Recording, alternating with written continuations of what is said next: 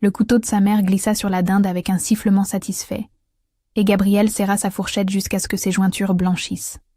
3 semaines depuis l'hôpital, 3 semaines depuis le silence du moniteur, 3 semaines depuis que le médecin avait baissé les yeux en murmurant « Je suis désolée. Gabriel, tu ne manges rien ?» Sa mère l'a fixé par-dessus les bougies, sourcils froncés. « Tu as mauvaise mine. »« Ah, ça va, » mentit-elle, alors que rien n'allait. Les nuits blanches, les flashbacks de Karim tenant sa main pendant qu'elle perdait leur bébé, murmurant en arabe des mots qu'elle ne comprenait pas mais qui la berçaient comme une prière, puis son propre reflet dans le miroir de l'hôpital, chassant le seul homme qui était resté. Lâche. « Oh, qui veut du rôti ?» Son père brandit le plat comme un trophée, et sa mère saisit le couteau avec un sourire qui fit tressaillir quelque chose dans la poitrine de Gabriel. « Tu sais, j'ai beaucoup pensé à ta situation ces dernières semaines. » Commença sa mère en découpant une tranche parfaite, et le brouhaha des conversations mourut autour de la table. Et finalement, grâce à ta fausse couche, notre sang reste pur. Un enfant de ce type d'homme, tu imagines le déshonneur ? Les mots frappèrent comme des gifles invisibles, et un bourdonnement envahit les oreilles de Gabriel, noyant tout le reste. Maman a raison, renchérit Mathilde, en caressant les cheveux blonds de son fils. Un vrai héritier de bonne race, ça suffit largement, pas besoin de diluer la lignée. Les rires éclatèrent, son père d'abord, puis son oncle, puis toute la table se dissolut dans une cacophonie complice, comme si quelqu'un venait de raconter la blague de l'année. Gabriel les regarda un par un, grava dans sa mémoire son père levant son verre avec satisfaction, sa mère replaçant une mèche avec élégance, Mathilde embrassant le front de son fils, les tantes hochant la tête, les cousins souriant. Il ne savait rien sur Karim, sur ses yeux qui s'illuminaient quand il riait, sur comment il avait pleuré en apprenant la grossesse avec une joie pure et terrifiante, sur les heures passées à l'hôpital à serrer sa main pendant qu'elle perdait tout, répétant encore et encore « Je suis là ». Il ne savait rien sur le fait qu'elle l'avait repoussé après, parce qu'elle avait eu peur d'eux, peur de ce moment exact. Sa mère déposa l'assiette devant elle avec un sourire encourageant. « Tiens, mange, tu dois reprendre des forces. » Gabriel posa sa fourchette, et le tintement contre la porcelaine résonna comme une cloche fêlée dans le silence soudain. Elle se leva lentement, enfila son manteau avec une précision méthodique, boutonnant chaque bouton, comme si ses gestes simples étaient la seule chose qui la maintenait entière. « Gabriel, ne sois pas ridicule, » dit son père en se levant à moitié. « C'était juste une remarque. Ne fais pas ta susceptible. » Elle se retourna une dernière fois, grava leur visage dans sa mémoire comme des photographies qu'elle ne reverrait jamais. Le nez de son père, les yeux de sa mère, le sourire de Mathilde. Des étrangers. Sans un mot, sans un regard en arrière, elle sortit, et la porte claqua derrière elle avec un bruit définitif. Dehors, la neige tombait en silence, étouffant les bruits de la ville, et Gabriel marchait sans but, ses pas laissant des traces précises dans la blancheur immaculée. Le froid mordait ses joues, mais elle ne le sentait pas, trop occupée à respirer, juste respirer, un pied devant l'autre jusqu'à ce qu'elle se retrouve dans son appartement vide. Elle s'effondra sur le canapé, sortit de son sac l'unique photo qu'elle possédait, une échographie floue, un petit haricot qui n'avait jamais eu la chance de devenir, et pleura comme elle n'avait jamais pleuré. Des sanglots violents qui la vidaient, qui arrachaient tout l'oxygène de ses poumons, qui la cassaient en morceaux, sur ce canapé trop grand pour une seule personne. Les heures se fondirent les unes dans les autres. Minuit passa, puis 1 heure, puis 2. À 3h47 du matin, ses yeux gonflés tombèrent sur l'échographie posée à côté d'elle. Ce minuscule haricot flou, qui aurait été rejeté par sa propre famille, insulté, moqué, traité comme une erreur à effacer.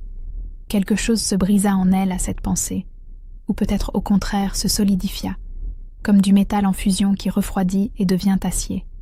Les sanglots s'arrêtèrent net. Gabriel se redressa lentement, essuya son visage d'un geste brusque, posa la photo sur la table basse, avec une précision presque cérémoniale. Ses yeux fixèrent le mur devant elle, et quelque chose de nouveau habitait son regard, quelque chose qui n'était ni de la tristesse ni de la colère, mais une clarté glaciale, tranchante comme du verre brisé. Demain, elle leur montrerait qui elle était vraiment. Gabriel passa les 3 jours suivants cloîtré dans son appartement. incapable de dormir plus de 2 heures d'affilée, sans se réveiller en sursaut, le cœur battant, les draps trempés de sueur. Son téléphone vibrait sans arrêt sur la table de nuit, écran illuminé dans l'obscurité comme un phare insistant, et le 28 décembre au matin, elle céda par masochisme et ouvrit ses messages. 47 messages non lus. Sa mère d'abord. « Tu nous fais honte avec ton comportement. Comment oses-tu nous juger après tout ce qu'on a fait pour toi ?» Puis son père. « Une fille qui trahit son sang ne mérite aucun héritage, mais de toute façon, il n'y a rien à hériter. Et Mathilde, sa propre sœur, tu es pathétique. Tu crois vraiment que ton arabe va rester avec une femme stérile? Il va te jeter comme le déchet que tu es. » Gabrielle bloqua les numéros un par un, ses mains tremblant sur l'écran tactile, et chaque suppression était une petite libération teintée de deuil, comme si elle effaçait non pas des contacts, mais des années entières de sa vie. Elle se souvint alors de tout.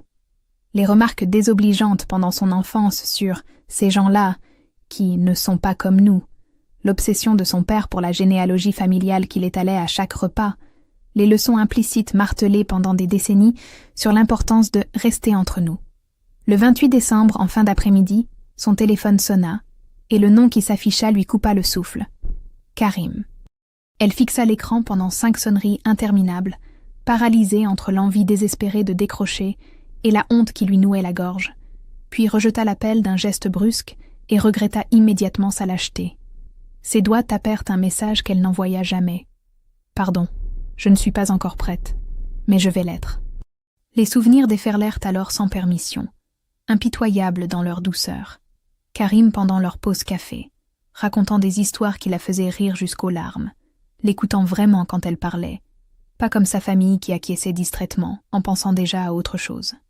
Elle se souvint de comment il avait touché son visage la première fois, avec une tendresse infinie qui lui avait fait comprendre que personne avant lui ne l'avait vraiment regardé. Elle se souvint du jour où elle avait fait le test de grossesse, de ses mains tremblantes tenant le bâtonnet, de l'appel à Karim qui avait éclaté de joie au téléphone, sa voix brisée par l'émotion. « On va être parents ? Vraiment ?» Il avait déjà acheté un livre sur la parentalité le lendemain. Puis la fausse couche à 11 semaines, le sang, la douleur, mais surtout le silence du moniteur qui avait remplacé les battements du cœur minuscule. Karim était resté à l'hôpital pendant des heures, tenant sa main, murmurant en arabe des prières ou des mots doux qu'elle ne comprenait pas mais qui la réconfortaient, comme une berceuse. Après sa sortie, submergée par une vague de honte qu'elle ne s'expliquait pas, elle l'avait repoussée avec une brutalité qu'elle regrettait chaque seconde depuis. « J'ai besoin d'être seule. Ne m'appelle plus. » Le regard blessé de Karim la hantait encore, ce mélange de douleur et d'incompréhension qui disait « Pourquoi me punis-tu alors que je n'ai rien fait ?» Le 30 décembre au soir, Gabrielle se regarda dans le miroir de sa salle de bain, et la femme qui lui faisait face était une étrangère aux yeux creusés, aux traits tirés, prisonnière d'une vie qu'elle n'avait jamais vraiment choisie. Elle réalisa avec une clarté brutale qu'elle avait fui l'homme qui l'aimait vraiment pour retourner vers une famille toxique qui n'avait même pas daigné la consoler après sa perte, qui avait transformé sa tragédie en victoire. Dans un moment de lucidité absolue, elle ouvrit son ordinateur portable, et ses doigts tremblèrent au-dessus du clavier pendant de longues minutes avant de commencer à taper. « Chers parents, chère Mathilde. » Les mots coulèrent alors comme une hémorragie longtemps retenue, précis et tranchants. Chacun pesait pour dire exactement ce qu'elle avait sur le cœur sans violence inutile, juste la vérité nue qu'elle leur devait avant de partir pour toujours. Une décision était prise. Demain, tout changerait. Le 31 décembre à 7 heures du matin, Gabrielle relut son email pour la 5e fois, les doigts suspendus au-dessus de la touche d'envoi, comme si ce simple geste allait déclencher une avalanche irréversible. Et c'était exactement ce qu'il allait faire. Elle avait écrit sans colère, sans larmes, juste avec une clarté glaciale qui transformait chaque phrase en lame tranchante. Elle leur révélait que le père de son enfant était Karim, son collègue d'origine maghrébine, qu'elle aimait profondément, que leur cruauté lors du repas de Noël avait définitivement éclairé qui ils étaient vraiment, et qu'elle coupait tous les ponts à partir de maintenant. Elle ajouta une citation qu'elle avait trouvée la veille, quelque chose sur l'amour qui transcende les origines et la famille qu'on choisit plutôt que celle qu'on subit, puis ferma les yeux et appuya sur envoyer, avant que le courage ne l'abandonne. Le silence qui suivit fut presque palpable dans son appartement vide, comme si l'univers lui-même retenait son souffle. Puis son téléphone explosa. 10 appels manqués en 3 minutes, des notifications qui pleuvaient comme une averse violente. Elle bloqua tous les numéros méthodiquement, un par un, en commençant par sa mère dont le nom disparut de son répertoire avec une facilité déconcertante, puis son père, puis Mathilde, puis toute la liste familiale qu'elle avait construite pendant 32 ans. Chaque suppression était une libération teintée d'une tristesse étrange, comme si elle enterrait des versions d'elle-même qu'elle ne serait plus jamais. La fille obéissante, la sœur discrète, la petite Gabrielle qui cherchait désespérément l'approbation de gens incapables de la lui donner. Elle passa le reste de la journée dans une sorte de transe, alternant entre moments de certitude absolue et vagues de panique sourde qui lui serrèrent la poitrine, au point de l'empêcher de respirer. Le soir venu, elle enfila son manteau le plus chaud, sortit dans les rues de Paris illuminées pour le réveillon, et marcha sans but pendant des heures, regardant les familles heureuses dans les restaurants, les couples qui s'embrassaient sous le gui, les groupes d'amis qui riaient trop fort en se dirigeant vers des fêtes où elle n'était pas invitée. À minuit, elle se retrouva sur le pont des Arts, seule au milieu d'une foule d'inconnus qui s'embrassaient et levaient leurs coupes de champagne vers le ciel étoilé.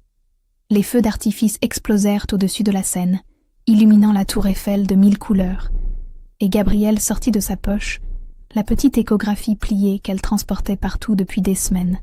« À toi, mon petit ange », murmura-t-elle, en levant une main vide comme pour porter un toast invisible. « Et à la vie que je vais construire pour t'honorer, pour que ton passage sur cette terre, même bref, ait signifié quelque chose. » Les larmes coulèrent en silence sur ses joues gelées, mais c'étaient des larmes différentes de celles qu'elle avait versées dans son appartement. Pas de désespoir, plutôt de libération, comme si son corps évacuait les derniers résidus d'une vie qu'elle refusait désormais de vivre. Elle rentra chez elle à 2 heures du matin, épuisée mais étrangement sereine, et s'endormit d'un sommeil sans rêve pour la première fois depuis des semaines. Quand elle se réveilla le 1er janvier en début d'après-midi, le soleil filtrait à travers ses rideaux, dessinant des motifs dorés sur son parquet, et quelque chose en elle avait changé de façon imperceptible mais définitive. Elle prit une douche longue, s'habilla avec soin, choisissant non pas des vêtements de deuil, mais une robe bleu nuit qui lui rappelait des jours meilleurs, se maquilla légèrement pour cacher les cernes, mais pas assez pour se déguiser. Dans le miroir, elle reconnut enfin la femme qu'elle regardait. Pas la Gabrielle brisée du repas de Noël, pas la Gabrielle obéissante de son enfance, mais une version nouvelle, plus dure peut-être, mais authentique. Elle prépara un café fort, s'assit à son bureau, ouvrit son ordinateur et rédigea un message bref à son responsable. Elle serait de retour au travail dès le lendemain, prête à reprendre ses fonctions. Puis elle fixa l'écran pendant de longues minutes, le cœur battant la chamade, avant de taper une dernière phrase qu'elle n'envoya pas, mais qui résonnait dans sa tête comme une prière. Karim sera-t-il encore là? Gabrielle poussa les portes vitrées de l'entreprise le 2 janvier au matin, le cœur battant si fort qu'elle craignait que tout le monde l'entende dans le hall d'entrée silencieux. 3 semaines d'absence, 3 semaines pendant lesquelles elle avait évité cet endroit, comme si les murs eux-mêmes risquaient de lui rappeler tout ce qu'elle avait perdu. Elle salua la réceptionniste d'un signe de tête, monta les escaliers plutôt que de prendre l'ascenseur pour gagner du temps, retarder l'inévitable, et quand elle arriva à son étage, elle le vit immédiatement. Karim était là, penché sur son bureau, concentré sur son écran, et la lumière du matin dessinait des ombres sous ses yeux fatigués. Il avait maigri, remarqua-t-elle avec un pincement au cœur, et quelque chose dans la tension de ses épaules trahissait une douleur qu'elle reconnaissait trop bien parce qu'elle la portait elle-même. Elle passa devant lui sans qu'il lève les yeux, s'installa à son propre poste, alluma son ordinateur avec des gestes mécaniques, et la matinée s'écoula dans un silence pesant où chaque minute durait une éternité. À midi, quand la plupart des collègues partirent déjeuner, elle rassembla tout son courage, se leva et marcha vers la salle de repos où elle savait qu'il préparait toujours son café. Il était là, dos tourné, et quand elle murmura son nom, il se figea comme si sa voix était un fantôme revenu le hanter. « Karim, il faut qu'on parle. » Il se retourna lentement, et l'expression sur son visage la transperça. Pas de colère, pas de joie, juste une fatigue immense qui disait qu'il avait déjà trop souffert pour avoir encore de l'énergie à gaspiller. « Je ne sais pas ce qu'il y a à dire, Gabriel, » répondit-il d'une voix neutre qui était pire que n'importe quel cri. « Tu as été claire la dernière fois. Tu voulais être seule. Je sais. » Elle sentit sa gorge se serrer. Mais elle avait promis de ne plus fuir. Et j'ai eu tort. Tellement tort. Je ne t'ai pas repoussé parce que j'avais honte de toi, Karim. Jamais de toi. Il la regarda enfin vraiment, et quelque chose vacilla dans ses yeux. J'avais honte d'eux. Les mots sortirent dans un souffle tremblant. De ma famille. Tu ne peux pas imaginer ce qu'ils ont dit au repas de Noël. Ma mère a découpé le rôti en souriant, et a dit que grâce à ma fausse couche, leur sang restait pur. Elle a dit qu'un enfant de ton... Sa voix se brisa. De ce type d'homme aurait été un déshonneur. Le visage de Karim se décomposa, et elle vit passer dans ses yeux toute l'histoire de sa vie. Toutes les fois où on l'avait réduit à ses origines, traité comme un étranger dans le pays où il était né. Ils ont ri, continua-t-elle, les larmes maintenant coulant librement. Toute la table a ri comme si c'était une blague. Et moi, je suis partie en silence parce que je ne pouvais plus respirer dans cette maison. Je leur ai envoyé un email le lendemain. Je leur ai tout dit sur nous, sur notre bébé, et j'ai coupé les ponts pour toujours. Karim resta immobile pendant un long moment. Puis il s'approcha lentement, et quand il parla, sa voix tremblait d'une émotion qu'il essayait de contenir. Je pensais que tu avais honte de moi. Perdre notre bébé m'a dévasté, Gabriel, mais être rejeté par toi après ça... Il secoua la tête. Tu m'as brisé. Je ne savais pas si je pourrais te pardonner un jour. Je ne te demande pas de me pardonner maintenant, dit-elle en s'approchant à son tour, juste assez pour sentir la chaleur de son corps sans le toucher.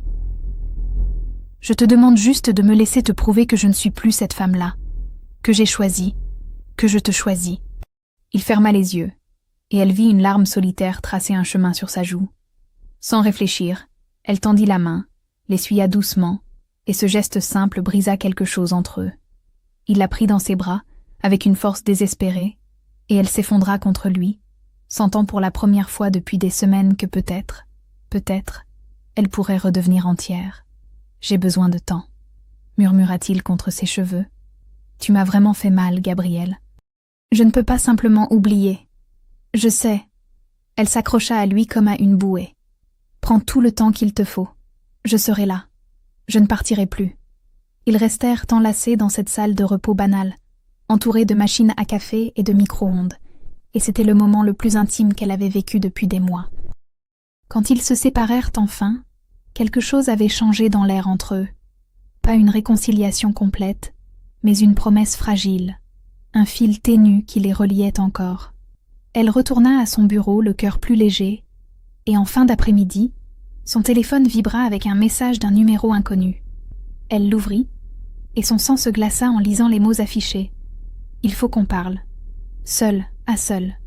Grand-mère Simone. » Gabriel retrouva sa grand-mère Simone 3 jours plus tard dans un café discret du 14e arrondissement, loin des regards familiaux, un de ces endroits où le temps semblait s'être arrêté quelque part dans les années 70.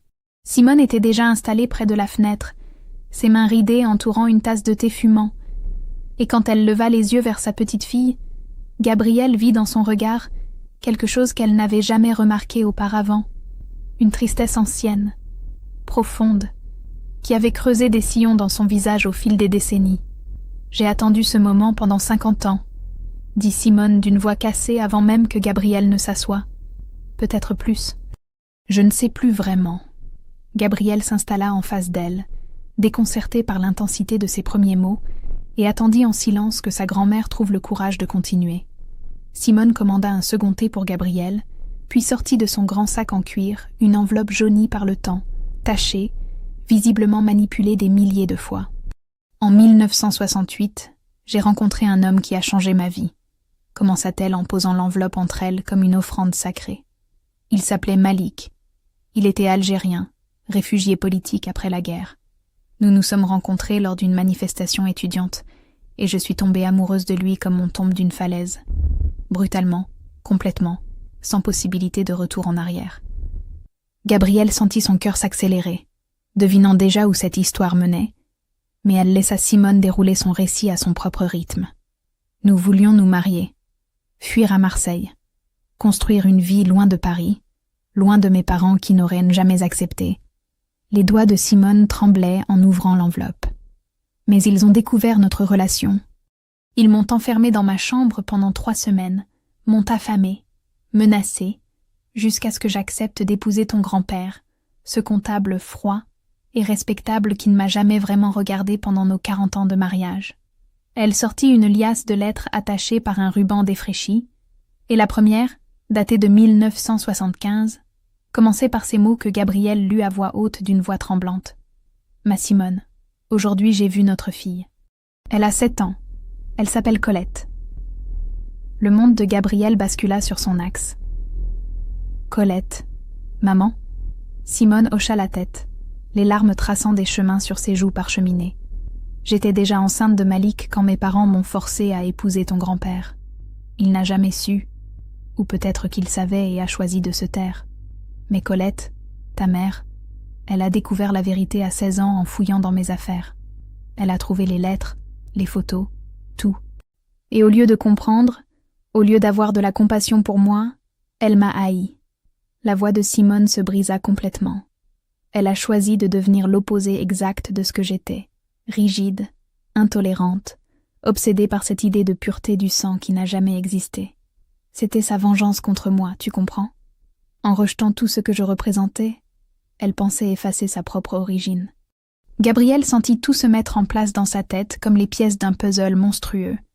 La cruauté de sa mère, son obsession maladive pour les origines, son besoin désespéré de contrôle. Ce n'était pas de la tradition, c'était un traumatisme non guéri qui s'était transformé en poison générationnel. « Malik est venu te voir une fois, quand tu étais bébé, » continua Simone en sortant un médaillon argenté qu'elle ouvrit pour révéler la photo d'un homme au regard doux. « Ta mère l'a chassé de la maison avec des insultes que je ne peux pas répéter. C'est ce jour-là qu'elle a décidé que jamais personne dans sa descendance ne compromettrait le sang familial. Elle a construit sa vie entière sur ce mensonge, et maintenant elle empoisonne la tienne. » Simone tendit le médaillon à Gabrielle avec une lettre pliée. « Malik m'a écrit ceci avant de mourir en 2003. Si un jour notre petite fille trouve le courage que nous n'avons pas eu, donne-lui ceci, et dis-lui que l'amour vaut toujours la peine d'être choisi, même au prix de tout perdre. » Gabrielle serra le médaillon contre son cœur, submergée par une vague d'émotions contradictoires. « Il savait pour moi ? Il te connaissait mieux que ta mère ne te connaîtra jamais. Il suivait ta vie de loin. Il était si fier de toi. » Simone prit les mains de Gabrielle entre les siennes. « Je n'ai pas eu ton courage. Mais toi, tu l'as. Tu es la rédemption de l'amour que nous n'avons jamais pu vivre. » Gabrielle pleura dans ce café anonyme, tenant contre elle les fantômes de son histoire familiale, comprenant enfin qu'elle ne brisait pas juste un cycle toxique, mais qu'elle guérissait une blessure vieille de 3 générations. En partant, Simone ajouta d'une voix assombrie, « Ta sœur souffre aussi, tu sais. Son mari, fais attention à elle, malgré tout ce qu'elle t'a fait. » Dans le métro du retour, Gabrielle ouvrit la lettre de Malik et lut ces mots qui résonnèrent comme une prophétie. Le vrai déshonneur n'est pas d'aimer qui on veut, mais de renoncer à aimer par peur. Sans hésiter, elle sortit son téléphone et composa le numéro de Karim. Janvier glissa dans février comme une rivière tranquille après des mois de tempête, et Gabrielle découvrit ce que signifiait vraiment reconstruire une vie à partir des décombres. Elle commença une thérapie avec une psychologue spécialisée dans le deuil périnatal et les traumatismes familiaux, une femme aux cheveux gris qui ne jugeait jamais, qui l'encourageait simplement à nommer ses émotions sans les fuir. Chaque séance était douloureuse et libératrice à la fois, comme si elle apprenait enfin à respirer correctement, après avoir passé 32 ans à retenir son souffle. Parallèlement, elle et Karim reconstruisaient leur relation avec une lenteur délibérée, conscients que les fissures qu'ils avaient créées ne se répareraient pas du jour au lendemain. Ils prenaient des cafés ensemble après le travail, marchaient le long de la Seine en parlant de tout et de rien, passaient des heures au téléphone tard le soir, à se raconter leurs enfances respectives. Il lui présenta sa famille un dimanche glacial de février, sa mère qui l'accueillit avec une chaleur immédiate et sincère, ses 2 sœurs qui la taquinèrent gentiment, son père qui lui serra la main avec respect, avant de l'embrasser sur les 2 joues. Le contraste avec sa propre famille était si violent que Gabriel pleura dans la voiture sur le chemin du retour, submergé par la découverte qu'une famille pouvait être un refuge plutôt qu'un champ de bataille. Karim conduisait en silence, tenant sa main, comprenant sans qu'elle ait besoin d'expliquer. Mais le passé refusait de rester enterré. Un jeudi soir, alors qu'elle rentrait de sa séance de thérapie, elle trouva un message d'un compte Instagram anonyme. « Gabriel, c'est Mathilde. S'il te plaît, ne me bloque pas. J'ai besoin de te parler. Juste une fois. » Elle fixa son téléphone pendant de longues minutes, déchirée entre l'envie de supprimer le message et une curiosité morbide teintée de quelque chose qui ressemblait dangereusement à de la compassion. Contre son meilleur jugement, elle répondit « Café de la gare, samedi 15h. Viens seule. » Mathilde arriva avec 20 minutes de retard, les traits tirés, les yeux creusés par un manque de sommeil évident. Et quand elle s'assit en face de Gabriel, elle sembla se décomposer comme une marionnette dont on aurait coupé les fils. « Je sais que tu me détestes, » commença-t-elle sans préambule, la voix éraillée. « Et tu as toutes les raisons de le faire. Ce que j'ai dit à Noël était impardonnable. » Gabrielle resta silencieuse, refusant de lui faciliter la tâche. « Mon mariage est un mensonge. » Les mots sortirent dans un souffle précipité. « Guillaume me trompe depuis des années. Il me méprise. Je joue un rôle pour satisfaire papa et maman, pour être leur fille parfaite avec son fils parfait et son mari parfait, mais je me sens prisonnière d'une vie que je n'ai jamais vraiment choisie. » Elle leva les yeux vers Gabrielle, et pour la première fois, celle-ci vit sa sœur vraiment, non pas la femme arrogante du repas de Noël, mais une autre victime du même système toxique qui les avait toutes les deux façonnées. « Tu as eu le courage que je n'ai pas, » murmura Mathilde, « de partir, de choisir ton propre chemin, et je te déteste pour ça autant que je t'admire. » Gabrielle sentit quelque chose se fissurer dans sa poitrine, mais elle se força à rester ferme. « Je peux t'écouter, Mathilde, mais je ne reviendrai pas dans cette famille, jamais. Et je ne vais pas te pardonner juste parce que tu souffres aussi. La douleur ne justifie pas la cruauté. » Mathilde acquiesça, les larmes roulant silencieusement sur ses joues. « Je sais, je ne te demande pas de revenir. Je voulais juste te dire que tu avais raison, surtout. » Elles se séparèrent après une heure de conversation tendue, sans réconciliation, mais avec une compréhension nouvelle. Et Gabrielle réalisa en rentrant chez elle que sa libération inspirait peut-être d'autres à questionner leur propre cage, même si c'était trop tard pour certaines. Le soir même, Karim l'appela. « J'ai réfléchi, » dit-il sans préambule. « Et je crois que je suis prêt. Si tu l'es aussi. » « Prêt pour quoi ? » ?»« À essayer. Vraiment. Toi et moi. Plus de distance, plus de prudence. Je veux qu'on vive ensemble, Gabrielle. Je veux construire quelque chose de réel. » Elle ferma les yeux, sentant pour la première fois depuis des mois quelque chose qui ressemblait à du bonheur pur envahir sa poitrine. Oui, 1000 fois oui.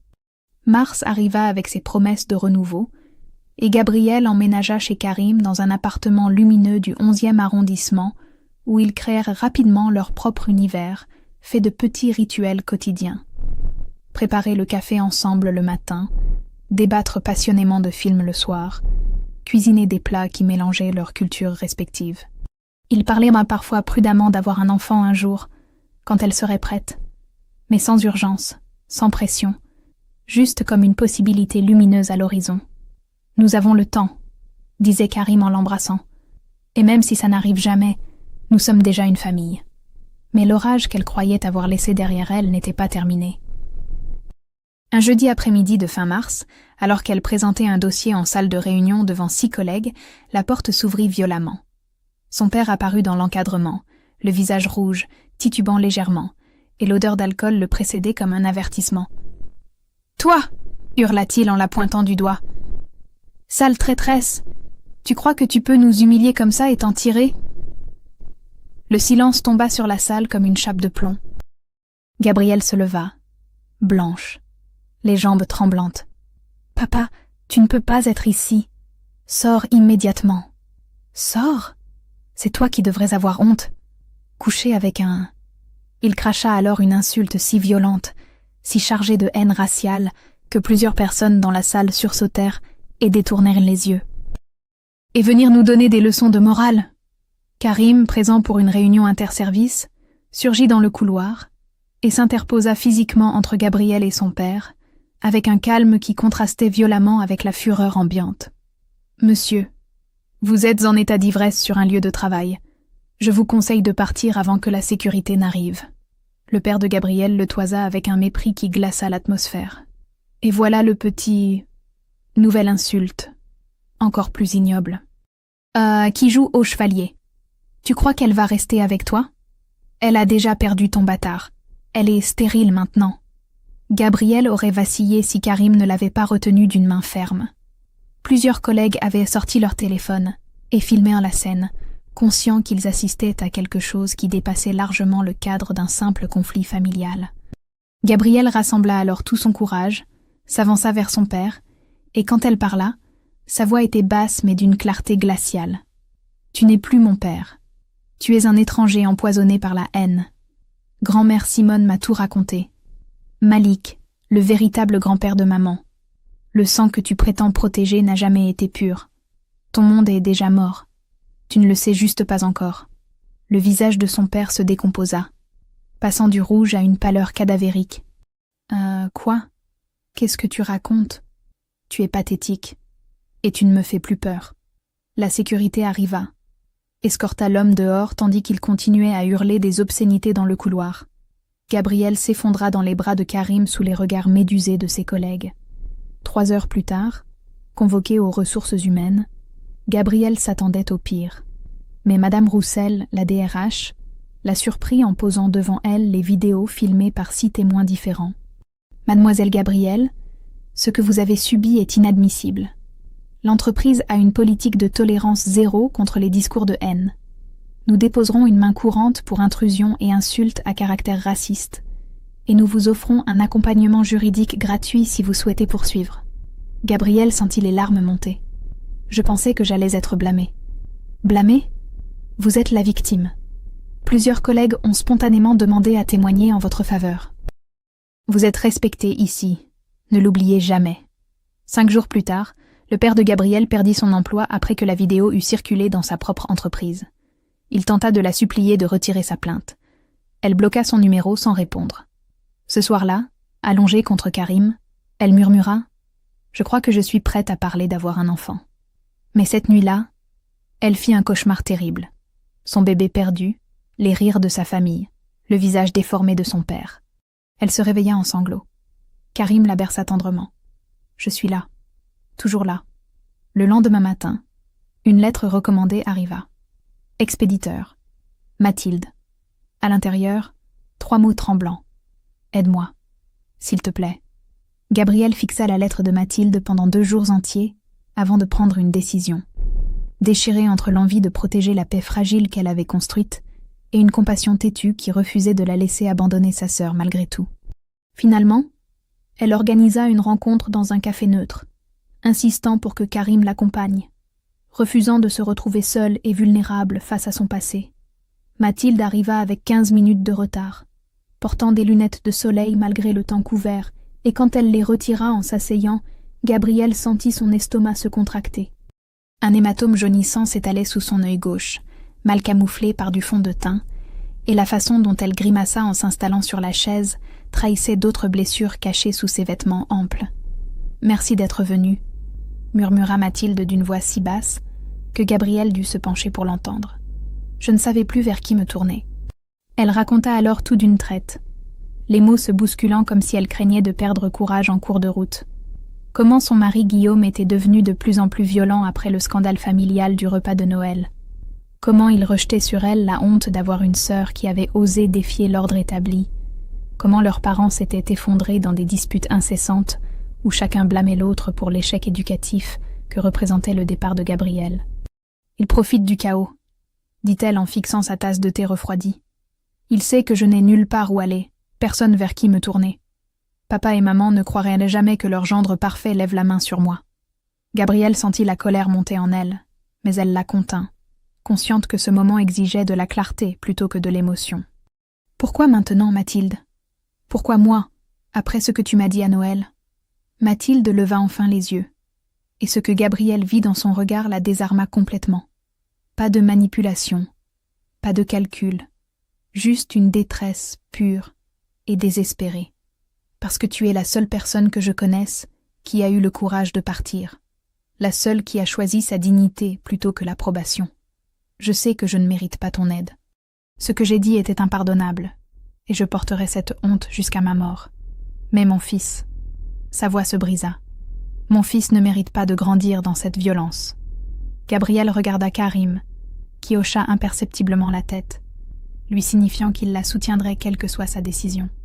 Elle se tourna vers Mathilde, et quand elle parla, sa voix était ferme mais non dénuée de compassion. « Je peux t'aider à partir. Mais je ne vais pas te pardonner simplement parce que tu souffres maintenant. La violence que tu as subie ne justifie pas celle que tu m'as infligée. Si je fais ça, c'est pour ton fils, et parce que je refuse de devenir comme eux en te laissant te noyer. » Les jours suivants furent un tourbillon d'organisations discrètes. Gabriel contacta un centre d'hébergement pour femmes victimes de violences conjugales. Simone mobilisa ses maigres économies pour payer le premier mois de loyer d'un studio, et Karim utilisa ses contacts pour trouver un avocat spécialisé. Un samedi matin, pendant que Guillaume était parti jouer au golf, ils déménagèrent Mathilde et son fils en moins de 2 heures, ne prenant que l'essentiel. En fermant la porte de l'appartement pour la dernière fois, Mathilde serra brièvement Gabriel dans ses bras. « Je ne sais pas si tu pourras me pardonner un jour, mais merci. Merci de m'avoir montré qu'on peut choisir. » Gabriel ne répondit pas, incapable de dire qu'elle pardonnait alors que la blessure était encore trop fraîche. Mais elle serra la main de sa sœur avec une force qui disait « Je suis là, même si nous ne serons plus jamais ce que nous étions. » Ce soir-là, épuisée émotionnellement, elle dit à Karim « Je crois vraiment que je suis prête maintenant. Pour un enfant. Pour recommencer. » Il la serra contre lui, ému. Mais cette nuit-là, elle se réveilla en pleurant, hantée par l'image de son bébé perdu, et il la tint dans ses bras jusqu'à l'aube, en murmurant des mots de réconfort dans les 2 langues qu'elle comprenait maintenant, le français et l'amour. Le lendemain matin, elle se regarda dans le miroir et se demanda si elle serait jamais vraiment guérie, ou si certaines blessures laissaient simplement des cicatrices avec lesquelles on apprenait à vivre. Juin arriva dans une explosion de lumière dorée, et Paris se para de ses plus beaux atours comme pour célébrer ce que Gabriel n'aurait jamais osé imaginer 6 mois plus tôt. Elle se maria avec Karim un samedi après-midi, dans une petite mairie du 10e arrondissement, entourée d'une poignée de personnes qui comptaient vraiment.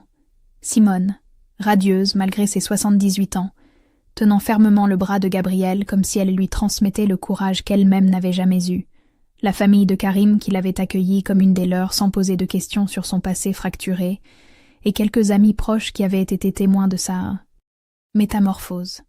Pas de robe blanche somptueuse, juste une robe simple couleur crème qui épousait ses formes, avec élégance. Pas de centaines d'invités, juste l'essentiel, l'amour, la vérité, l'authenticité. Quand Karim glissa l'alliance à son doigt, elle pensa à ce petit haricot qui n'avait jamais eu la chance de devenir, et se dit qu'il aurait été fier de ce qu'elle était devenue grâce à lui. Une semaine après le mariage, une enveloppe arriva par la poste, et l'écriture maladroite sur le papier fit battre le cœur de Gabriel. À l'intérieur, une carte de Mathilde. « Je suis en thérapie. Mon fils va mieux. Je reconstruis ma vie lentement, un jour à la fois. Tu m'as sauvée en me montrant qu'on pouvait choisir sa dignité. Je ne te demande pas de me pardonner, mais je voulais que tu saches que ton courage a brisé le cycle. Merci. » Gabriel posa la carte sur la table, sentit quelque chose se desserrer dans sa poitrine et réalisa que le pardon n'était pas un événement unique, mais un chemin qu'on empruntait pas à pas, certains jours plus facilement que d'autres. Ses parents n'avaient pas cherché à la contacter depuis l'incident au bureau, et elle ne ressentait aucun manque, juste une paix étrange qui venait d'avoir enfin coupé les branches mortes de son arbre généalogique pour permettre aux nouvelles de pousser. Juillet s'écoula dans une douceur domestique que Gabriel savoura comme un luxe inespéré, mais une ombre persistait. Elle n'était toujours pas enceinte, et chaque test négatif réveillait des fantômes qu'elle croyait avoir enterrés. Un soir, assise sur le balcon pendant que Karim préparait le dîner, elle laissa les larmes couler en silence. Il la rejoignit, s'assit à côté d'elle sans un mot, et quand il parla enfin, sa voix était douce comme une caresse. « Nous sommes déjà une famille, Gabriel, toi et moi. Le reste viendra si c'est notre chemin. Mais si ça ne vient pas, nous serons heureux quand même. Tu le sais, n'est-ce pas? Elle hocha la tête, incapable de parler, et comprit qu'elle avait construit exactement la vie qu'elle désirait. Une vie basée sur l'amour plutôt que sur l'obligation, sur le respect plutôt que sur la peur, sur l'authenticité plutôt que sur les apparences. Un matin d'août, Gabrielle se rendit seule à l'hôpital où elle avait perdu son bébé, portant une rose blanche qu'elle déposa sous l'arbre du jardin avec une lettre pliée. « Mon ange, merci de m'avoir montré ce qui compte vraiment. Grâce à toi, j'ai trouvé le courage d'aimer sans condition et de me libérer des chaînes invisibles. Tu seras toujours mon premier enfant, celui qui m'a appris que certains amours transcendent la vie elle-même. » En repartant, elle croisa une jeune femme enceinte assise sur un banc, pleurant doucement, seule et visiblement terrifiée. Gabrielle hésita, puis s'approcha et s'assit à côté d'elle. « Ça va aller, » dit-elle simplement. « Je ne sais pas ce que vous traversez, mais vous n'êtes pas seule. » La jeune femme leva vers elle des yeux gonflés de larmes, et Gabrielle vit dans son regard le reflet de celle qu'elle avait été, perdue, effrayée, convaincue qu'elle ne méritait pas d'être sauvée. « Ma famille ne veut pas de ce bébé, » murmura la jeune femme. « Ils disent que le père qu'il n'est pas le bon type de personne. » Gabrielle sentit quelque chose se briser et se reconstruire simultanément dans son cœur. Elle sortit une carte de visite de son sac et la tendit. « Appelez-moi si vous avez besoin de parler, ou si vous avez besoin d'aide. Je sais ce que c'est. » La jeune femme prit la carte avec des doigts tremblants, et Gabrielle sut à cet instant que le cycle était vraiment brisé, que la douleur qu'elle avait traversée n'avait pas été vaine si elle pouvait servir de pont pour quelqu'un d'autre.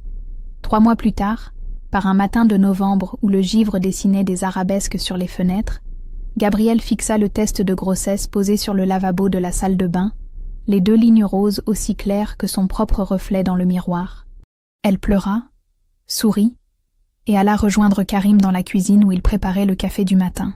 « Cette fois, » dit-elle en posant le test dans sa main, « nous sommes vraiment prêts. » Il la souleva dans ses bras en riant et en pleurant à la fois, et dans leur petit appartement du 11e arrondissement, loin des fantômes du passé et des jugements toxiques, ils commencèrent à rêver d'un avenir qu'ils écriraient eux-mêmes, ligne par ligne, avec l'encre de leur propre courage.